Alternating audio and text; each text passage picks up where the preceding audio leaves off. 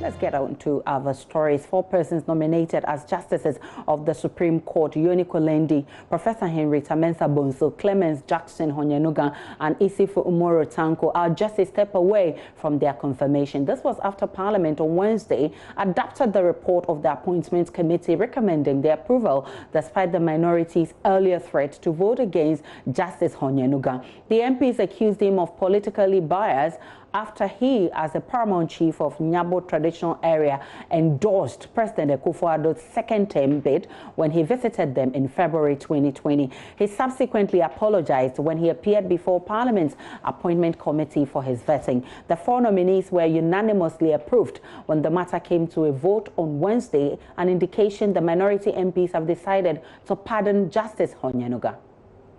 1. Justice Honyanuga.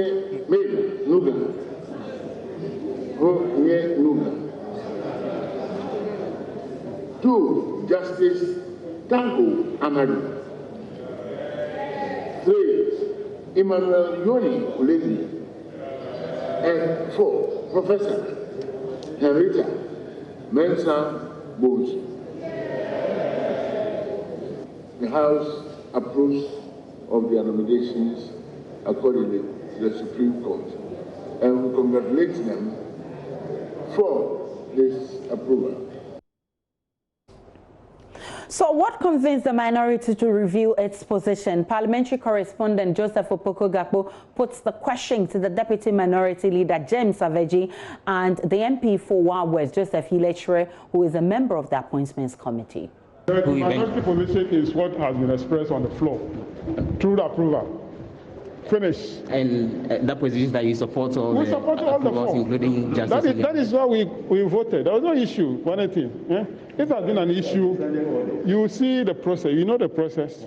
But there hasn't been any issue, so that is why we approved all of them. The minority MPs had raised concerns that he had acted in breach. Members of the committee. Members of the Appointment Committee had raised. At the time they raised that issue, information available to them made them raise those issues.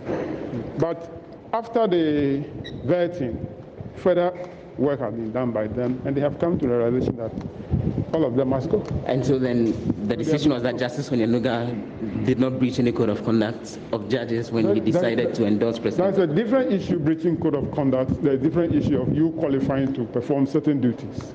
And because he's qualified to perform the duty, that is why the approval has been given. At the level of the Appointment Committee, we gather the minority actually voted 7 against 10 to object to his approval the day after the vetting. So what has changed? I'm not a member of the committee, so I will not be able to respond to that question.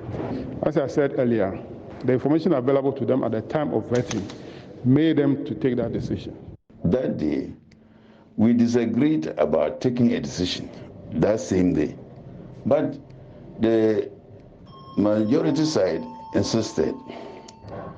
And so we said no, we needed to do further checks and get back. Even after the supposed vote, which the votes were 2 in the first instance, whether to vote that day or not. But we said no, it's not appropriate thing to do. So even after the vote, the leader, our minority leader said, look, I'll still come back to you to discuss the issue. Because, as we are saying, when we said initially that we shouldn't vote, it is because there were issues that we wanted to discuss and then get the clarity on the issue. But I'm just telling you that if you look at the standing orders, we either recommend somebody for approval or we don't. Apart from that, even if it's majority that has approved the person, we have approved the person for, there's no need to vote. It is the House that must decide.